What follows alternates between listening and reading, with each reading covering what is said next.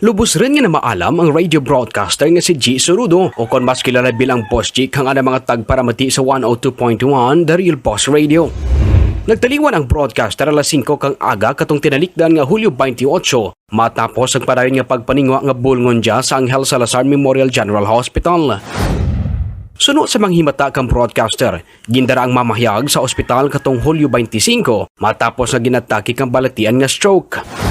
Suno sa anang bata nga si Sean Lee, ginatake ang broadcaster kang stroke kag na deep coma. Rason nga bisan ang mga doktor ang nagpahayag nga manaba ang tsansa kag recovery kadya. Kadengan kadya, gindamdam ka mga kakilala, abyan kag mga kaimaw sa media ang anay broadcaster.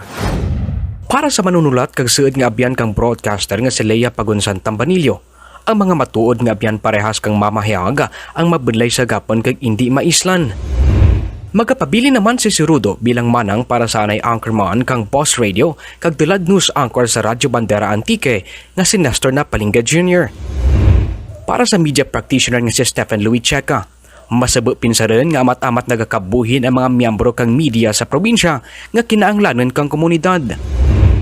Suno naman sa kaibaw na kadya sa Boss Radio nga si Christine Mones, hilawan ang istasyon kag mga tagparamati sa programa kang Boss Patrol kag mangin ang RMN Iloilo kung sa diin correspondent si Sorudo.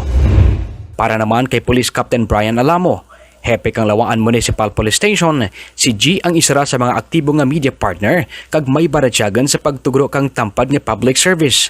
Ginpasalamatan man kadya kang hepe ang nangin kontribusyon kag bulig kang broadcaster sa PNP.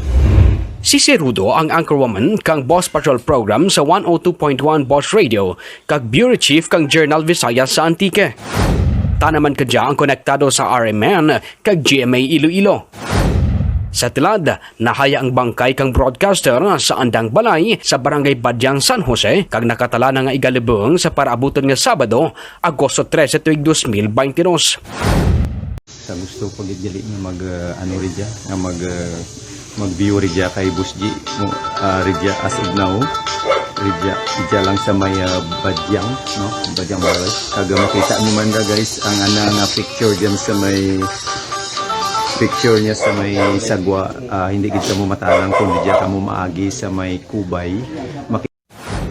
Sa pagtaliwan kang sangka broadcaster, sangka miyembro naman kang media sa probinsya, ang madura sa kahanginan kag kahidlawan sa pagdara kang labing importante ng mga balita kag impormasyon.